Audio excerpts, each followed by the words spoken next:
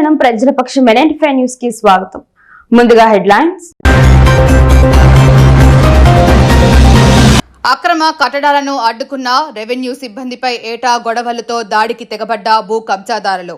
జేసీబీకి నిప్పట్టించి దాడికి తెగబడ్డ వారిపై చర్యలు తీసుకోవాలని పోలీసులకు ఫిర్యాదు చేసిన రెవెన్యూ అధికారులు. మహాశివరాత్రి పర్వదినం సందర్భంగా పట్టణంలోని శివాలయాల్లో ప్రత్యేక ప్రార్థనలు నిర్వహించిన ఎమ్మెల్యే షాజహాన్. ప్రజలంతా ఆనందంగా ఉండాలని ఆకాంక్షించిన మదనపల్లి ఎమ్మెల్యే. ఓబులవారపల్లి ఏనుగుల దాడిలో మృతి చెందిన కుటుంబాలకు 10 లక్షల ఎక్స్గ్రేషియా ప్రకటించిన జిల్లా కలెక్టర్ శ్రీధర్ చామకూరి. ప్రమాదంలో గాయపడిన వారికి ఉచిత వైద్య సేవలు అందిస్తామని హామీ. ఇక డీటెయిల్స్ చూస్తే మహాశివరాత్రి పర్వదిన సందర్భంగా బుధవారం మదనపల్లి ఎమ్మెల్యే షాజహాన్ బాషా పట్టణంలోని ప్రముఖ శివక్షేత్రాలను సందర్శించి ప్రత్యేక పూజలు నిర్వహించారు. మదనపల్లి ప్రసన్న వెంకటేశ్వర స్వామి ఆలయ సమీపంలో సోమేశ్వర స్వామి ఆలయం ప్రధాన అర్చకులు ఫణి శర్మ ఆహ్వానం మేరకు శివరాత్రి వేడుకలలో ఎమ్మెల్యే షాజహాన్ బాషా పాల్గొని ప్రత్యేక పూజలు నిర్వహించారు. ఈ సందర్భంగా ఆయన మీడియాతో మాట్లాడుతూ హిందువులు భక్తి శ్రద్ధలతో నిర్వహించనున్న మహాశివరాత్రి సందర్భంగా ప్రజలందరికీ శుభాకాంక్షలు తెలియజేశారు. దేవదేవుని కృపతో దేశము రాష్ట్రము మదనపల్లి నియోజకవర్గ ప్రజలు సుభిక్షంగా ఉండాలని పరమశివుణ్ణి ప్రార్థిస్తున్నట్లు తెలిపారు. ఈ కార్యక్రమంలో తెలుగుదేశం నాయకులు రామకృష్ణ ఆచారి, పూల మురళి, బెల్లి రెడ్డి ప్రసాద్, జేసీబీ వేణు, నాదెళ్ల శివప్రసాద్, చిన్నా మహేష్, ఎస్ఏ మస్తాన్, టీఎన్టీయూసీ కాసిం, నాయ బ్రాహ్మణ సంఘం మంజునాథ్, దొరస్వామి, కొత్త ఇండ్లు పెద్ద సంఖ్యలో తెలుగుదేశం పార్టీ కార్యకర్తలు పాల్గొన్నారు. మహాశివరాత్రి సందర్భమున మొట్టమొదటి దర్శనం మదనపల్లి పట్టణ నడివీధుల్లో ఉన్న నడిబొడ్డులో ఉన్న యోగ భోగేశ్వర స్వామి ఈరోజు ప్రార్థన చేస్తూ దేశం బాగుండాలా, రాష్ట్రం బాగుండాలా, మదనపల్లి బాగుండాలని చెప్పి ఎప్పుడు ప్రజలు అందరూ సంతోషంగా నిత్యం ఆనందంగా ఉండాలని చెప్పి ప్రార్థన చేస్తూ మరొకసారి మన శివరాత్రి సందర్భమున పూజలు చేసి ముందు ఇంకా వేరే గుళ్ళు కూడా వెళ్తున్నాము. నేను నా కాన్స్టిట్యున్సీ ప్రజలందరికీ, తెలుగు ప్రజలందరికీ పేరు పేరున మహాశివరాత్రి శుభాకాంక్షలు. మదనపల్లి గ్రామీణ మండలం తట్టివారిపల్లి పంచాయతీ సర్వే నెంబర్ 1029లోని ప్రభుత్వ స్థలంలో అక్రమ నిర్మాణాలు చేపడుతున్నారనే సమాచారంతో బుధవారం ఉదయం రెవెన్యూ సిబ్బంది సంఘటనా స్థలానికి చేరుకొని అక్రమ నిర్మాణము అడ్డుకునే ప్రయత్నం చేశారు. పరుష పదజాలంతో అసభ్యకరంగా మాట్లాడుతూ అక్రమ నిర్మాణాలు చేపట్టిన చలపతి తన అనుచరులతో రెవెన్యూ సిబ్బందిపై దాడికి తెగబడ్డారు. అక్రమ నిర్మాణాలు తొలగించేందుకు తీసుకొచ్చిన జేసీబీ డ్రైవర్పై దాడి చేసి జేసీబీపై పెట్రోల్ పోసి నిప్పు పెట్టినట్టు revenue RI Seshagirirao, VRO Srinivasulu ఆవేదన వ్యక్తం చేశారు. విషయం తెలుసుకున్న పలువురు వీఆర్ఓలు ఘటనా స్థలానికి చేరుకుని పోలీసులకు ఫిర్యాదు చేశారు. తాలూకా సీఐ కళా వెంకట్రావు ఘటనా స్థలంకు చేరుకుని రెవెన్యూ సిబ్బందిపై చేసిన దాడి సంబంధిత దృశ్యాలను పరిశీలించి పెట్రోల్ పోసి నిప్పంటించిన జేసీబీని పోలీస్ స్టేషన్ కు తరలించి చలపతి అతని అనుచరులపై హత్యాయత్నం కేసు నమోదు చేయడం జరుగుతుందని తెలిపారు. రెవెన్యూ సిబ్బందిపై దాడి జరిగిన ఘటనను ముఖ్యమంత్రి చంద్రబాబు దృష్టికి తీసుకెళ్లి న్యాయం జరిగేలా అభ్యర్థిస్తామని రెవెన్యూ సిబ్బంది మీడియాకు తెలిపారు. అక్రమంగా గాయాల భూమిలో చలపతి అనే వ్యక్తి అక్రమ నిర్మాణం చేస్తున్నాడు. దీనిపైన మాకు తహసీల్దార్ కార్యాలయంకు కంప్లైంట్ వచ్చింది. ఆ కంప్లైంట్ మేరకు మేము వచ్చి దీన్ని ఈ మాదిరి అక్రమంగా నిర్మాణం చేయడం తప్పుని 1 అవర్ 2 అవర్స్ 1.5 అవర్ పైన మేము చెప్పడం జరిగింది. అతనికి చాలా మంచిగా చెప్పినాం, ఇలా మీరు చేయకూడదు, మీకేమైనా హౌస్ కానీ మీకేమైనా లేకపోతే మీ కార్యాలయానికి వచ్చి అధికారులను అడిగి ఎలిజిబిలిటీ క్రైటీరియా ప్రకారం మేము మీకు సాయం చేయగలం, కానీ ఈ మాదిరి మీరు చేయకూడదు అని 1 అవర్ పైన చెప్పినాం.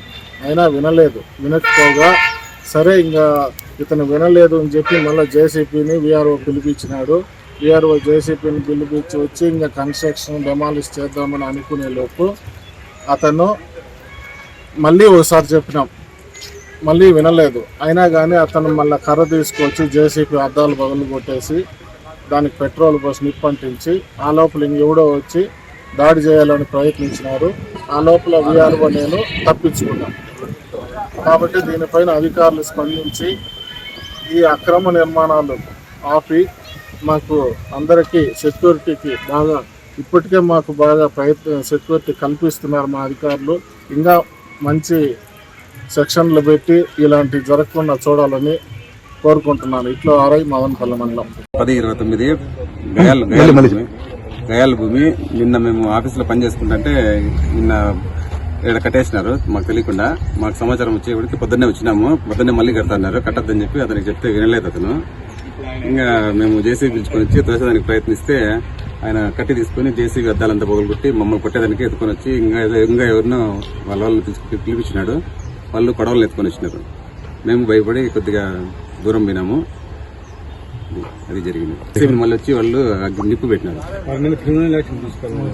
అన్నమయ్య జిల్లా ఓబులవారిపల్లి మండలంలో జరిగిన ఏనుగుల దాడిలో చనిపోయిన వారికి 10 లక్షల ఎక్స్గ్రేషియా ప్రకటిస్తున్నామని, చికిత్స పొందుతున్న వారికి ప్రభుత్వం సహాయంతో నగదు రహిత చికిత్స అందిస్తున్నామని, శివరాత్రి సందర్భంగా భక్తులు ఎవరూ అటవీ ప్రాంతంలోకి వెళ్లరాదని, గుండ్లకోన శివాలయం దగ్గరికి కేవలం 4 భక్తులకు మాత్రమే అనుమతి అని జిల్లా కలెక్టర్ శ్రీధర్ చామకూరి పేర్కొన్నారు. రాయచోటి కలెక్టరేట్లో ఓబులవారిపల్లి మండలం వైకోట దగ్గర జరిగిన ఏనుగుల దాడి, శివరాత్రి ఉత్సవాల సందర్భంగా భక్తులకు సూచనలు తదితర అంశాలపై జిల్లా కలెక్టర్ శ్రీధర్ చామకూరి పాత్రికేయ సమావేశాన్ని నిర్వహించారు. ఈ సందర్భంగా జిల్లా కలెక్టర్ మాట్లాడుతూ ఊలగట్టుపాడు మరియు కన్నగుంట ఎస్టీ కాలనీలకు చెందిన కొంతమంది శివభక్తులు కేవీ బావి బీట్ రేంజ్ నుండి తలకోన శివాలయానికి అడవిగుండా ప్రయాణం చేస్తుండగా వైకోట గ్రామం కేవీ బావి బీట్ రేంజ్ దగ్గర మంగళవారం ఉదయం 2 గంటల నుండి 2:30 మధ్యలో జరిగిన అడవి ఏనుగుల దాడిలో 3 వ్యక్తులు చనిపోయారని, 2కి తీవ్ర గాయాలు అయ్యాయని, మరో 2కి స్వల్ప గాయాలు అయ్యాయని పేర్కొన్నారు. అటవీ ప్రాంతంలో నుంచి వెళ్లడానికి ప్రయత్నం చేసినప్పుడు అటవీ శాఖ అధికారులు వారిని రిజర్వ్ అటవీ ప్రాంతం నుంచి వెళ్లకూడదని హెచ్చరించినప్పటికీ భక్తులు రిజర్వ్ అటవీ ప్రాంతం నుంచి వెళ్లడం జరిగిందన్నారు. మార్గ మధ్యంలో వారికి పిల్ల ఏనుగులు కనపడినప్పుడు గిన్నెలతో శబ్దాలు చేయడంతో తల్లి ఏనుగులు వారి మీద దాడి చేయడం జరిగిందన్నారు.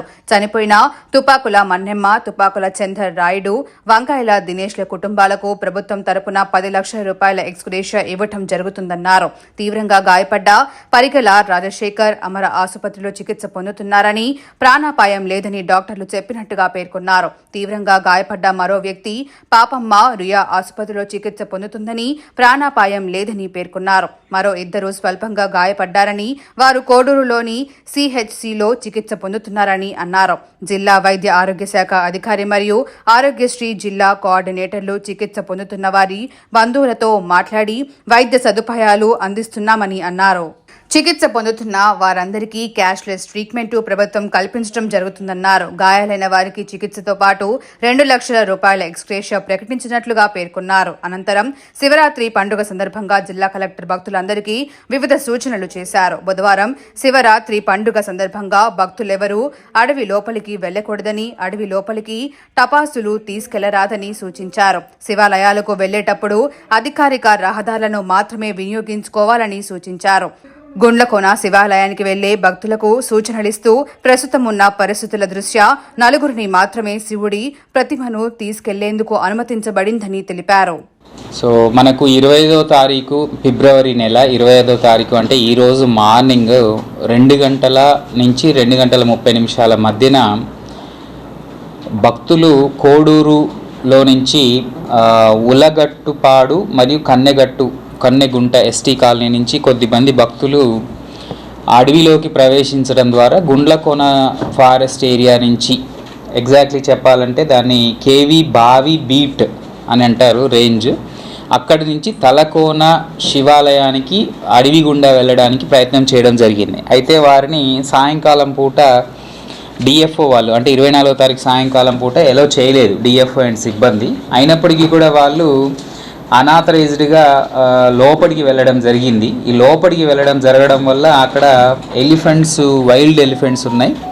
వైల్డ్ ఎలిఫెంట్స్ ఉన్నప్పుడు అందులో ఉండే వాళ్ళు ఏం చేశారంటే బేబీ ఎలిఫెంట్స్ కనపడ్డప్పుడు వాటిని కొంచెం అదిలించడానికి సౌండ్ చేయడం జరిగింది. యూటెన్సిల్స్ గ్లాసులతోని సౌండ్ చేస్తే సో ఆ బేబీస్ ఎలిఫెంట్ మదర్స్ వచ్చేసి రిటాలియేషన్లో వీళ్ళ మీద రావడం జరిగింది. సో ఇదంతా కూడా ఎస్పీ గారు ఫీల్డ్ ఇన్వెస్టిగేషన్ చేసినప్పుడు ఎవరైతే అక్కడి నుంచి సేఫ్గా బయటకు వచ్చారో వాళ్ళని ఇన్వెస్టిగేట్ చేసినప్పుడు చెప్పారు.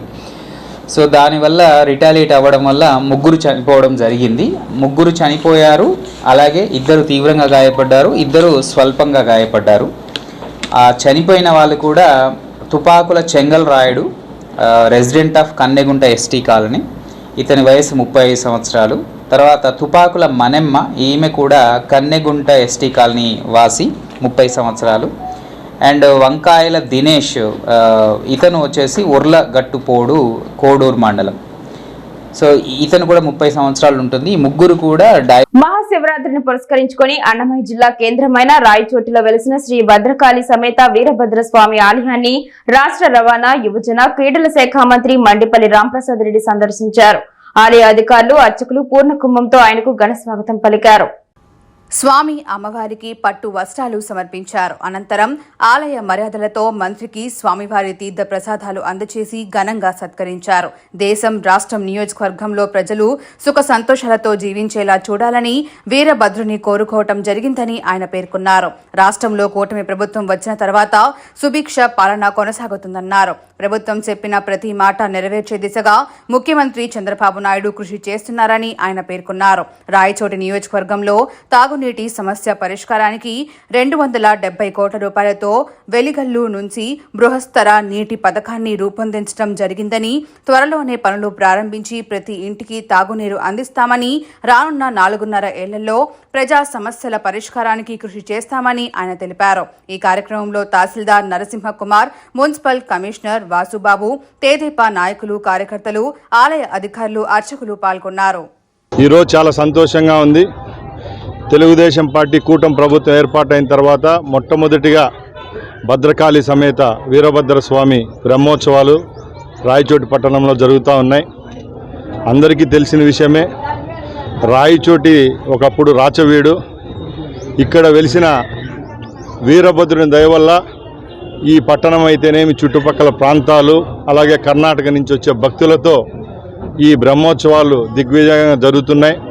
మొట్టమొదటిగా మా ప్రభుత్వం ఏర్పాటైన తర్వాత ఈ కార్యక్రమాన్ని ఎప్పుడూ లేని విధంగా ఘనంగా ఈ బ్రహ్మోత్సవాల కార్యక్రమాలను నిర్వర్తిస్తుంది ప్రభుత్వం, అలాగే దేవస్థానము. ముఖ్యంగా కర్ణాటక నుంచి వచ్చే భక్తులకైతేనేం, అలాగే ఇక్కడ చుట్టుపక్కల ఉన్న నియోజకవర్గం, చుట్టుపక్కల ఉన్న ప్రాంతాల నుంచి భక్తులకు ఏ విధమైన అసౌకర్యాలు కలగకుండా ప్రభుత్వము, దేవస్థానం అన్ని వసతులు కల్పిస్తూ ఉంది.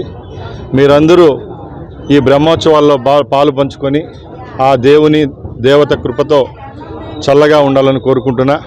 అలాగే ఈరోజు నేను ఇక్కడికి వచ్చి ఆ భగవంతుని, ఆ తల్లిని ప్రార్థించడం ఒకటే. నారా చంద్రబాబు నాయుడు గారి నాయకత్వంలో, అలాగే నరేంద్ర మోడీ గారి నాయకత్వంలో ఈ భారతదేశం అయితేనేమి, రాష్ట్రము చల్లగా ఉండాలా. ప్రజలు ఏదైతే మా పైన పెట్టిన బాధ్యతను దిగ్విజయంగా రాబోయే 5 సంవత్సరాలు నిర్వర్తించి రైతులు, కార్మికులు, కర్షకులు అందరూ సంతోషంగా ఉండాలని ఆ దేవుని ప్రార్థించడం జరిగింది. ముఖ్యంగా మన నియోజకవర్గం విషయానికి వస్తే, ఈ ప్రభుత్వం ఏర్పాటైన తర్వాత నియోజకవర్గంలో అభివృద్ధి సంక్షేమ పథకాలు ప్రభుత్వం ద్వారా అందిస్తూ వస్తున్నాం. మదనపల్లి గ్రామీణ మండలం బసినికొండ శివాలయం నందు మహాశివరాత్రి సందర్భంగా ఆలయ కమిటీ సభ్యుల సహకారంతో శివకోటి మహాయజ్ఞ కార్యక్రమాన్ని చేపట్టారు.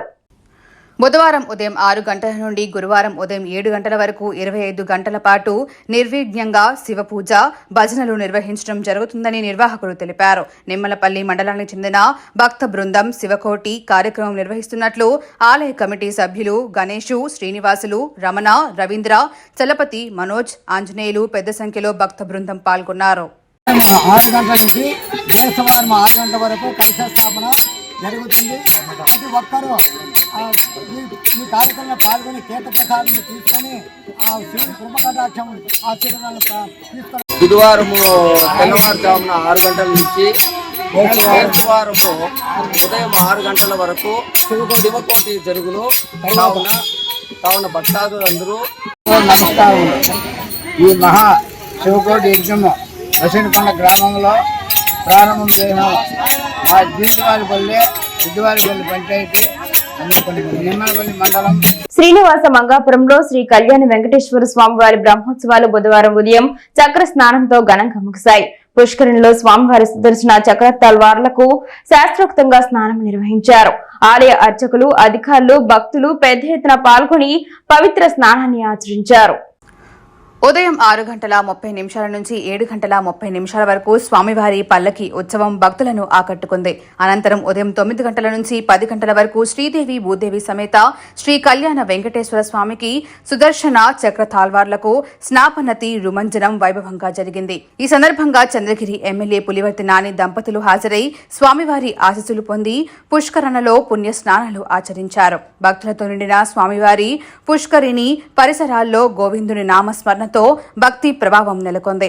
ఆలయ అధికారులు అర్చకులు ఉత్సవాలను విజయవంతంగా నిర్వహించారు. మదనపల్లి పట్టణం సొసైటీ కాలనీ ప్రాంతంలో గత 15 రోజులుగా ఎయిర్టెల్ నెట్వర్క్ సేవలు అధ్వానంగా తయారయ్యాయని, గత 20 సంవత్సరాలుగా ఎయిర్టెల్ నెట్వర్క్ ఉపయోగిస్తున్న మాకు తీవ్ర అంతరాయం కలుగుతుందని ఎయిర్టెల్ కంపెనీ ప్రతినిధులు ప్రజలకు కలుగుతున్న అసౌకర్యాన్ని గమనించి నాణ్యమైన సేవలు అందించాలని ప్రముఖ న్యాయవాది ఎన్ఎస్ఎన్ ప్రసాద్ డిమాండ్ చేశారు. మదనపల్లిలో గత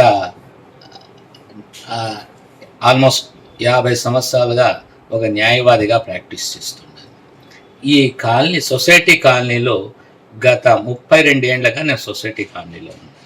ఈ ఎయిర్టెల్ టవర్ మదనపల్లిలో ఎప్పుడు వచ్చిందో అప్పుడు నేను పోస్ట్ పెయిడ్ కనెక్షన్ తీసుకున్నాను. మా ఇంట్లో సుమారుగా 8 పోస్ట్ పెయిడ్ కనెక్షన్స్ ఉంది. ఎయిర్టెల్ కనెక్షన్ బాగుంటుందని చెప్పే ఉద్దేశంతో తీసుకున్నాం. కానీ గత 10-15 రోజులుగా మాకు ఎయిర్టెల్ సిగ్నల్సే రావడం లేదు, కాల్స్ రావడం లేదు, పోవడం చాలా ఇబ్బందిగా ఉంది. ఈ మెసేజెస్ మాకు వచ్చిన తర్వాత అది వెరిఫై చేసుకొని మేము we're calling back the persons మాకు ఎవరు కాల్ చేశారో వాళ్ళు. నాకే కాకుండా మా అందరికీ ప్రీపెయిడ్ కనెక్షన్లే. వాళ్ళు కూడా ఆఫీస్కి వచ్చిన ఈ సొసైటీ కాలనీలో ఇదే ఇబ్బంది ఫేస్ చేస్తున్నారు. నేను ఇక్కడ కొద్దిమందిని కూడా ఎంక్వైరీ చేశాను. వాళ్ళందరూ కూడా ఎయిర్టెల్ కనెక్షన్ సిగ్నల్స్ కాలనీలో రావడం లేదు అని చెబుతున్నారు. కాబట్టి మీరు ఈ విషయం ఎయిర్టెల్ అథారిటీస్ వాళ్ళకు తెలియజేసి మనకి ఏదైనా సిగ్నల్ బాగుండేట్టుగా చూడాలి. అనుక్షణం ప్రజల పక్షం NN5 న్యూస్ ఇంతటితో సమాప్తం. తిరిగి రేపు బులెటిన్ లో మళ్ళీ కలుసుకుందాం. అంతవరకు సెలవు, నమస్కారం.